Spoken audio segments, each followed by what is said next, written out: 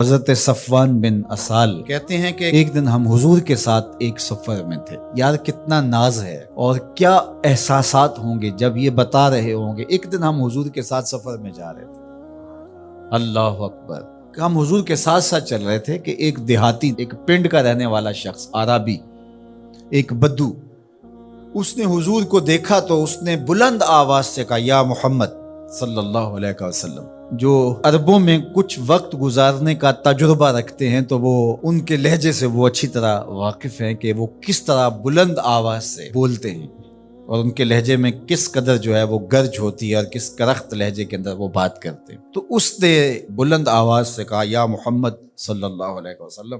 تو جس طرح اس نے کڑک کے کہا تھا، حضور نے بھی اس کی طرح ہی اس کو جواب دیا، میں ادھر ہوں، بتا کیا بات ہے۔ تو جس طرح اس نے کڑک کے کہا اور اس نے دیہاتی لہجے میں کہا تو حضور علیہ السلام نے بھی اسی کے لہجے میں جواب دیا، اللہ اکبر۔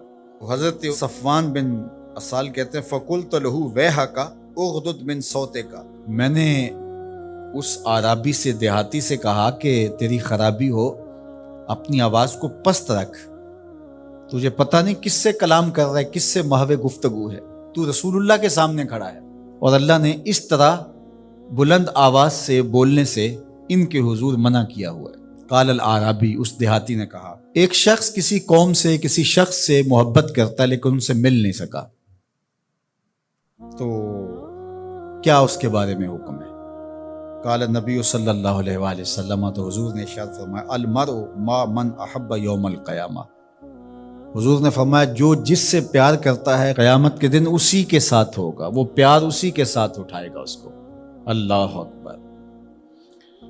صحابہ فرماتے ہیں کہ ایک شخص آیا حضور کی خدمت میں اور اس نے حضور سے کہا متی الساعہ یا رسول اللہ، حضور قیامت کب آئے گی؟ تو آقا کریم نے فرمایا کہ تو نے قیامت کی تیاری کیا کر رکھی؟ تو اس نے کہا میں اللہ اور اس کے رسول سے محبت کرتا ہوں۔ تو حضور نے فرمایا کہ جو جس سے محبت کرتا ہے وہ اسی کے ساتھ ہوگا۔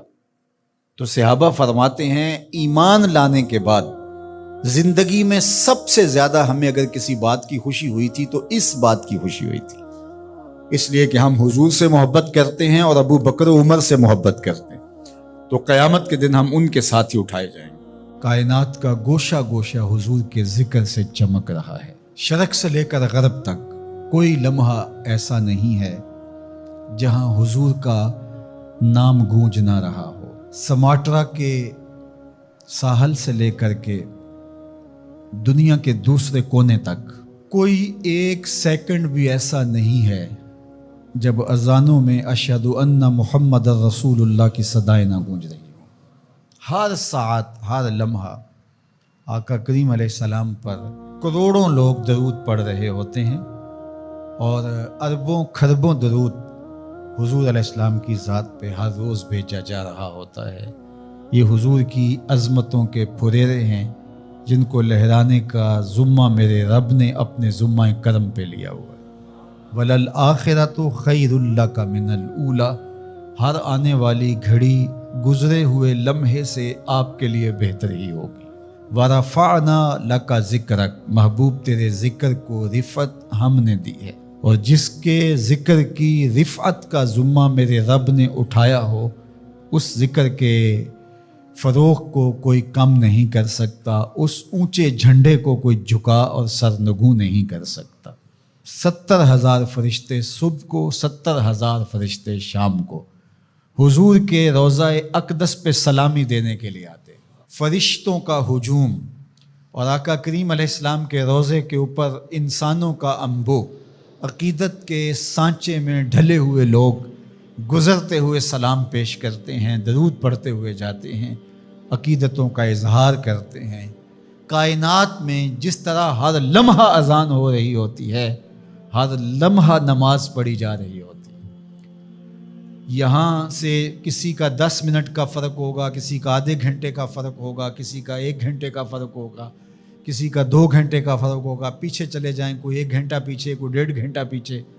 تو اس طرح کائنات کے کونے سے لے کر دوسرے کونے تک کوئی ایک لمحہ، ایک ساتھ، ایک سیکنڈ بھی ایسا نہیں ہے جس وقت نماز نہ پڑھی جا رہی ہو اور ہر نماز میں پڑھا جا رہا ہے السلام علیکہ ایھا النبی ورحمۃ اللہ وبرکاتہ۔ ہر آن، ہر ساعت، ہر لمحہ ان کی عظمتوں کے زمزمے ہیں اور ان کی رفعتوں کے قصیدے ہیں جو پڑھے جا رہے ہیں۔ اللہ اکبر، یہ شان ہے اللہ نے اپنے محبوب کو عطا فرمائی۔ لا یؤمن احدکم حتی اکون احب الیہ من والدہ وولدہ والناس اجمعین۔ تم میں اتنی دیر تک کوئی شخص کامل مومن نہیں ہو سکتا جب تک اپنے ماں باپ سے، اپنے رشتہ داروں سے، اپنے عزیزوں سے، کائنات کے ہر فرد سے جب تک میرے سے زیادہ پیار نہیں کرتا ہے۔ اللہ اکبر۔ حضرت سیدنا علی المرتضیٰ رضی اللہ تعالیٰ عنہ فرماتے ہیں سخت گرمی میں میٹھے اور ٹھنڈے پانی سے جتنی محبت ہوتی ہے ہمیں حضور اس سے بھی زیادہ محبوب تھے۔ اللہ اکبر۔ یہ حضور کی محبت ہے جو اہل ایمان کے سینوں میں رکھی گئی ہے۔ اہل ایمان تو اہل ایمان رہے، حضور کا پیار تو پتھروں کے کلیجے میں بھی رکھا گیا ہے۔ فرمایا کہ احد جبل یحبنا ونحبہ، احد پہاڑ ہے جو ہم سے پیار کرتا ہے، ہم اس سے پیار کرتے ہیں، تو کائنات ان سے محبت کرتی ہے۔ اللہ اکبر۔ سیدنا علی المرتضیٰ رضی اللہ تعالیٰ عنہ فرماتے ہیں میں مکے کے اس پتھر کو آج بھی جانتا ہوں، بعثت سے قبل جب حضور گزرتے تھے تو وہ حضور کو سلام کیا کرتا تھا۔ درخت سلامیاں پیش کرنے لگے، پتھر کلمے پڑھیں، شمس و قمر اشارے پہ گھومیں اور گردش کریں، کبھی چاند جھک کے سلامی دے، کبھی سورج پلٹ کے عصر کے وقت پہ آئے، کبھی جانور حضور کو دیکھ کر کے کلمے پڑھیں، حضور کا ذکر خطبوں میں، نمازوں میں، اذانوں میں، تو کون ان کی عظمت کو گھٹا سکتا ہے؟ کون ان کی رفعت کو کم کر سکتا ہے؟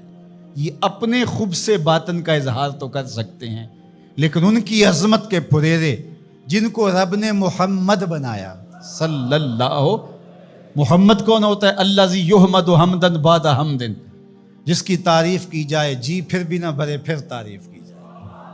ابھی تشنگی باقی ہے، ورق تمام ہوا اور مدح باقی ہے، پھر تعریف کی جائے۔ قلم ٹوٹ جائیں تعریف ختم نہ ہو، روشنائی سوکھ جائے تعریف ختم نہ ہو، کاغذ ختم ہو جائیں تعریف ختم نہ ہو، عمریں لد جائیں تعریف ختم نہ ہو، تعریف کی اپنی تعریف ختم ہو جائے، محمد وہ ہوتا ہے جس کی تعریف ختم ہو۔ کفار مکہ جب حضور کی مخالفت کرتے تھے، سب و شتم کرتے تھے، تو ایک دن ان میں سے کسی نے کہا تم تو اہل زبان ہو اور تم محمد کہتے ہو اور عیب بھی لگاتے ہو، یہ بات کوئی اجمی کرے تو سمجھ میں آتی ہے، لیکن تم تو عرب ہو اور تمہیں پتہ ہے لفظ محمد کا معنی کیا ہے، پھر بھی تم تنقیص کرتے ہو۔ تو ایک بات کرو، یا تو عیب لگانا چھوڑ دو یا محمد کہنا چھوڑ دو۔ کوئی کہے شہد میٹھا نہیں ہے تو عجیب بات ہے، کوئی کہے کہ برف ٹھنڈی نہیں ہے، کوئی کہے کہ گلاب خوبصورت نہیں ہے تو عجیب بات، کوئی کہے چاند سونا نہیں ہے، تو کہا کوئی محمد کہے اور پھر عیب لگائے، تو انہوں نے نام اپنے طور پہ مزمم رکھ لیا اور پھر مزمم کہہ کے اپنے خوب سے باطن کا اظہار کرنے لگے۔ کسی نے آ کے حضور کو بتایا کہ حضور وہ مزمم کہہ کے خوب سے باطن کا اظہار کرتے ہیں۔ فرمایا تم نے دیکھا نہیں اللہ نے قریش کے منہ کو کیسے پھیر دیا؟ فرمایا یشتمون مزمما ویلعنون مزمما وانا محمد، فرمایا وہ کسی مزمم کو گالیاں دے رہے ہیں، میرے رب نے مجھے محمد بنایا۔ جب خاکے تراشے گئے تھے میں نے کہا خاکے تو خاکیوں کے ہوتے ہیں، جو پیکرے نور ہو بلا اس کے بھی خاکے تراشے جا سکتے ہیں، جس کا سایہ بھی رب نے بننے نہیں دیا اس کے خاکے کیسے ہو سکتے ہیں؟ تم اپنے تصور سے کچھ بنا رہے ہو، وہ میرے حضور کے خاکے نہیں ہو سکتے، ان کا تو نہ ثانی بنایا گیا نہ ان کا سایہ بنایا گیا، مثل او در عالم امکان متصور نیست، خدا نے وہ سچائی پن چڑھیا جہدے وچ محمد نو اٹھا لیا۔ حسینہ جمیلاں دا منہ موڑ دیتا محمد بنا کے قلم توڑ دیتا، چاند کی طرف منہ کر کے تھوکنے سے اس کی نوری کرنے میلی نہیں ہو سکتی۔ مدینے کا چاند کل بھی روشن تھا، مدینے کا چاند آج بھی روشن، اور رہے گا یوں ہی ان کا چرچا رہے گا، پڑے خاک ہو جائیں جل جانے والے، ان کا نام و نشان بھی نہیں رہے گا، لیکن میرے حضور کے نام کے پھریرے کائنات میں لہراتے رہیں گے۔